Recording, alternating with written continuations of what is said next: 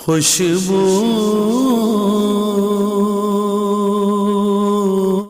بسم اللہ الرحمن الرحیم الصلاۃ والسلام علیک یا رسول اللہ وعلی آلک و اصحابک یا حبیب اللہ۔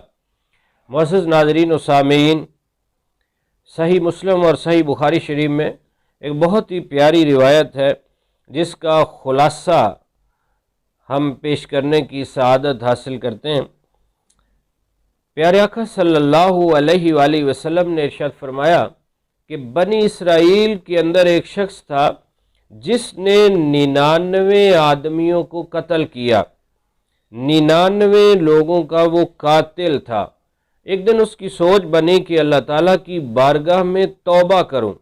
توبہ کے ارادے سے جب وہ چلا کسی سے معلومات لینے کے لیے تو اسے ایک راہب مل گیا، عبادت گزار۔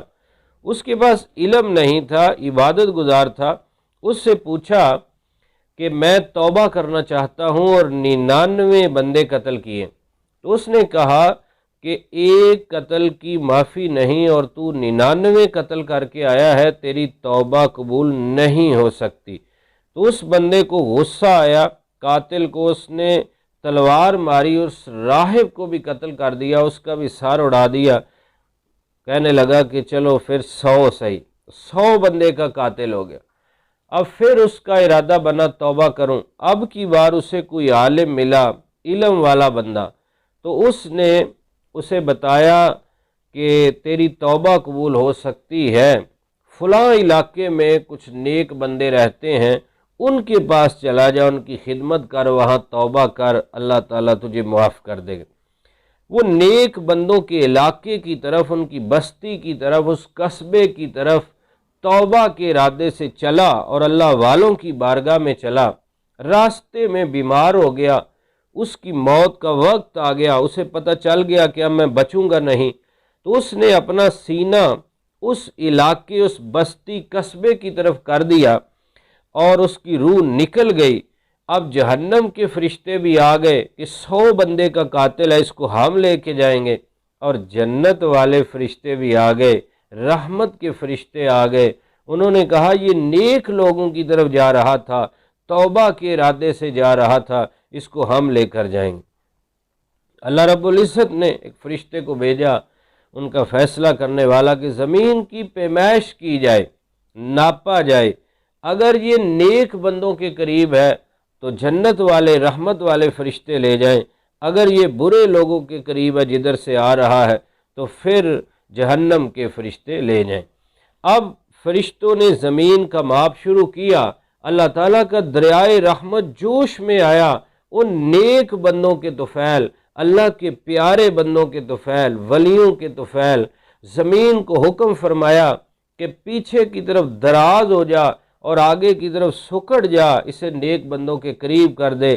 جب پیمائش ہوئی تو وہ ایک گٹھ، ایک بالشت اللہ والوں کی بستی قصبے کے قریب ہو چکا تھا۔ فیصلہ ہو گیا، جنت کے فرشتے لے جائیں، رحمت کے فرشتے لے جائیں۔ یہ ایک مفہوم پیش کیا اس روایت کا۔ تو اب دیکھیے کہ 100 بندے کا قاتل ہے اور وہ ارادہ کر کے نیک بندوں کا چلا ہے اللہ والوں کی بارگاہ میں، تو کیسا مقدر جاگا ہے کہ اللہ نے اسے بخش دیا ہے، اللہ تعالیٰ نے اسے معاف فرما دیا ہے، اس کو جنت عطا فرما دی ہے، اسے رحمت مل گئی ہے۔ اور جس عالم نے اسے بتایا وہ یہ بھی کہہ سکتے تھے کہ تم 2 رکعت پڑھو، توبہ کرو، ذکر کرو، لیکن وہ علاج پورا جانتے تھے کہ اس علاقے میں برے لوگ ہیں، یہ توبہ کر بھی لے گا پھر برائیوں کی طرف چلا جائے گا۔ تو انہوں نے اس کا پورا علاج کیا کہ نیک بندوں کی صحبت میں چلا جا، نیک بندوں کی صحبت تجھے بھی ہیرا بنا دے گی۔ یک زمانہ صحبت با اولیاء، 100 سالہ اطاعت بے ریا۔ اللہ کے ولیوں کی بارگاہ میں ایک گھڑی بیٹھنا 100 سال کی بے ریا عبادت سے بہتر ہے۔ اور ایک پنجابی کا مقولہ ہے، چنگیاں دے لڑ لگیے چوڑی چ پیندے پھل، بریاں دے لڑ لگیاں اگلے بھی جاندے ڈل۔ اور رومی کشمیر میاں محمد بخش رحمت اللہ علیہ کیا خوب فرماتے ہیں، چنگے بندے دی صحبت یارو، وانگ دکان اتاراں، سودا مل لئیے نہ لئیے بلے اون ہزاراں۔ برے بندے دی صحبت یارو، وانگ دکان لوہاراں، پاویں کپڑے کنج کنج بئیے چنگا پین ہزاراں۔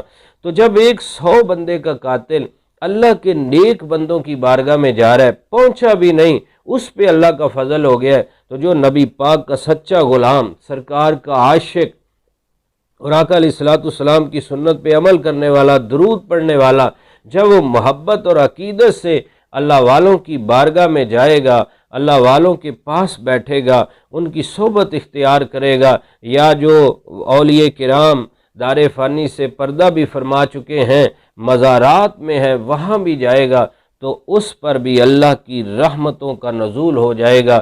دیتا سب کچھ اللہ تعالیٰ ہے، لیکن اپنے پیاروں کے وسیلے سے اسباب کے ذریعے وہ نوازتا ہے، عطا فرماتا ہے، اور وہ اللہ کے نیک بندے بھی اللہ کی دی ہوئی طاقتوں سے ہی مخلوق کا بھلا فرماتے ہیں۔ اللہ رب العزت ہمیں نیک بندوں کی صحبت، محبت، عقیدت ہم سب کو نصیب فرمائے، آمین بجاہ النبی الامین صلی اللہ علیہ وسلم۔